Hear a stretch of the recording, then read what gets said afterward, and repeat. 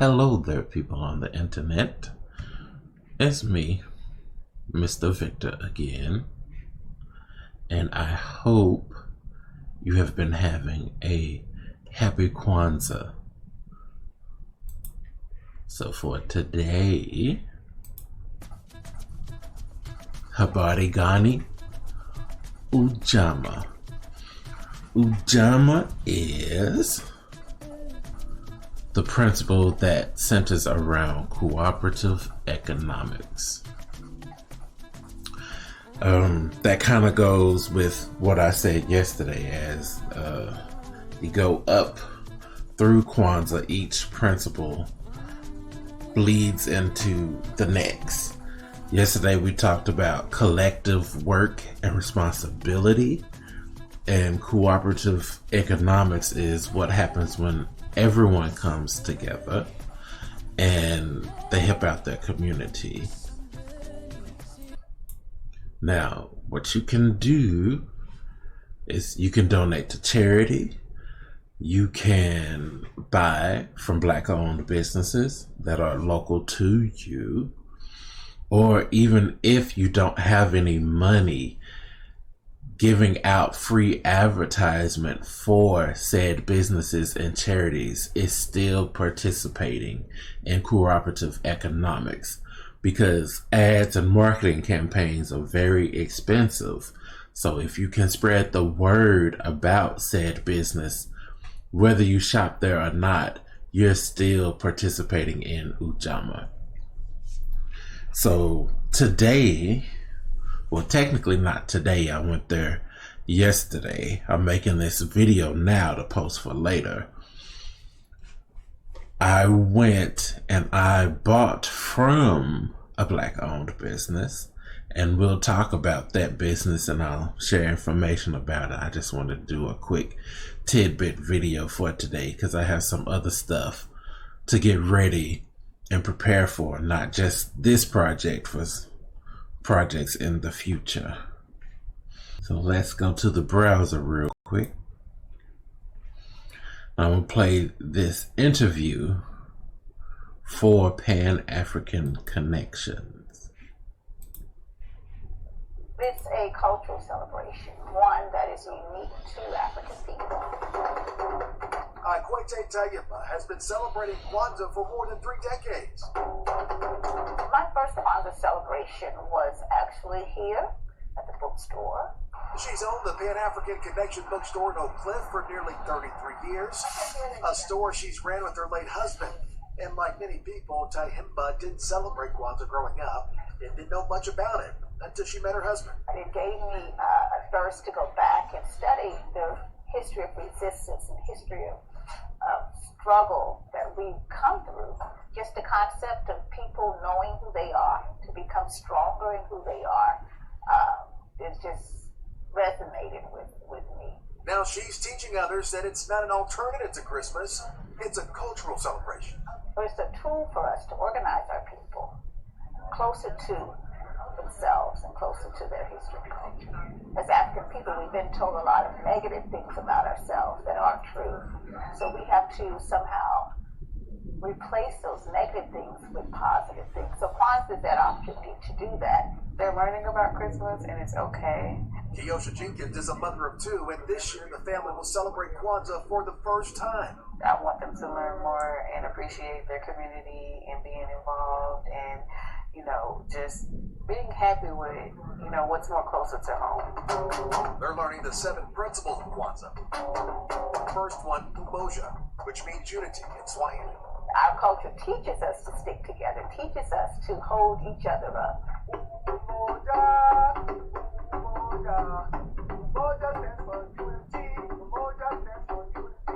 Baba Leo Hassan teaches African rhythm and drums. He learned about Kwanzaa in New York City, then moved to Dallas and began teaching North Texans about the culture. Some kind of way we were able to find one another. Each item on the table serves as a symbol, from the food to the candles. The fruit, the wood carvings, the corn. These are all elements of life, the life force. each principal carrying on the lessons of their ancestors to the next generation.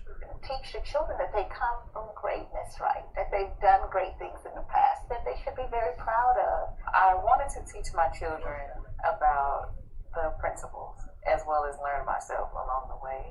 For those 7 days, millions of people are getting together talking about unity, talking about self-determination, talking about creativity.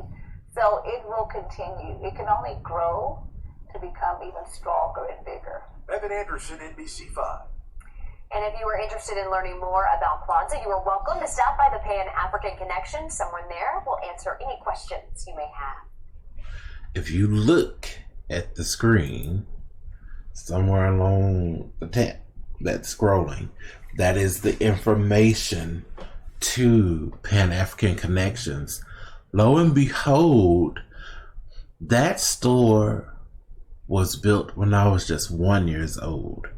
And despite the fact that I've lived in Oak Cliff for so many years, you know, I've moved in and out as I went to schools and went to college, but it goes to show you how small but how big the world really is. You could have something that's right next to you and you never knew that that was right next to you. As I've said on either the first or the second day, it's all starting to blend in together. My family normally celebrates Christmas. I think I said that on the first day in my video. So just think, if we would have known more about Kwanzaa, it's possible that we could have found that store sooner. And I'm glad that it has been there for so long, because I've seen stores in Oak Cliff come and go and not very many have stayed, which is why Ujamaa is so important, because we can keep the Black-owned businesses in our community, keep them thriving.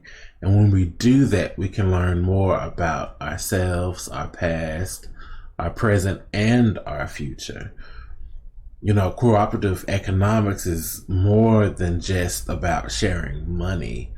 It's about sharing opportunities. It's about sharing knowledge and education, when, especially back in, you know, the 60s during the separate but equal and civil rights movements, that was really important, because no one would educate Black people. No one would stick up for Black people. So Kwanzaa instills that we practice the Ujamaa principle so we can feed ourselves, so we can give ourselves job opportunities, and so we can, you know, keep our communities thriving.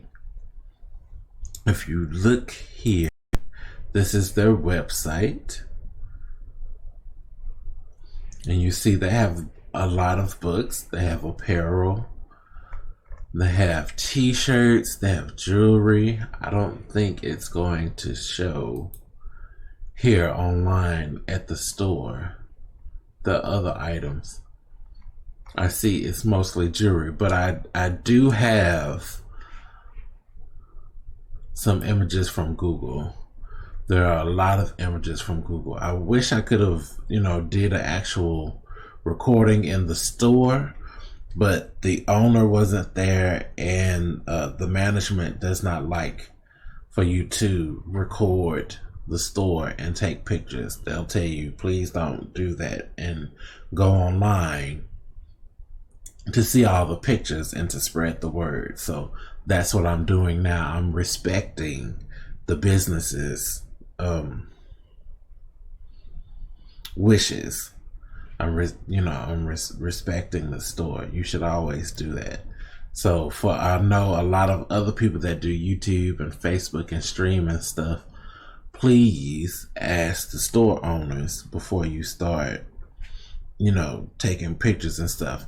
Plus, sometimes it's already pictures on the internet. But hopefully y'all can see it. There's some dashikis in the store. There's other wood carvings and art. There were puzzles, there were games. Let's see. Let's do this. Let's go to the maps portion. Yeah, this is what the outside of the store looks like. Once you see this sign, you know you're in the right spot. And this is the aisle of the store with the books, and they have famous figures in African history through paintings, and they are real paintings. They're not. You know how some stores, they claim to have paintings and it's just a picture that's printed on the canvas? No, these are actual paintings. They also have masks there. And they also have beauty products. So they have oils and soaps and shampoos. And I didn't really ask too many questions about their products, but from what I can tell, they look authentic. They look and smell like they come from nature. They don't have all of the additives and preservatives and silicones and all the stuff that's bad for your hair and your skin. They don't have that in them. And if you go there, you'll see what's on the product, or what's in the product, excuse me. But yeah, they have rugs, they have hats. Yeah, these are the books. That's more stuff for the beauty products. So it was a lot in the store. They have incense, they have stones and crystals, they have jewelry. I wonder if you can see any of it in these pictures. I don't see it here. They have games. They had comic books, and they also have different types of non-fiction and fiction literature. I also bought a book from the store. Let me see if I can go back. It says The Handbook of Yoruba Religious Concepts by Baba Ifa Karade. And I think with tax it costs $20, so it's not like the store is real expensive. I'm not doing anything practical, should I say, with this. I got this book for more of research of a book that I'm trying to write. So yeah, that's what I've done, is talked about the Pan-African Connections bookstore.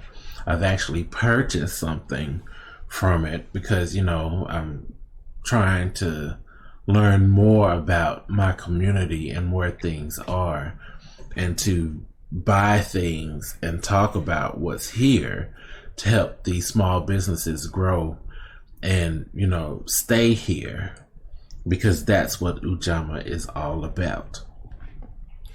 I hope you have enjoyed this video.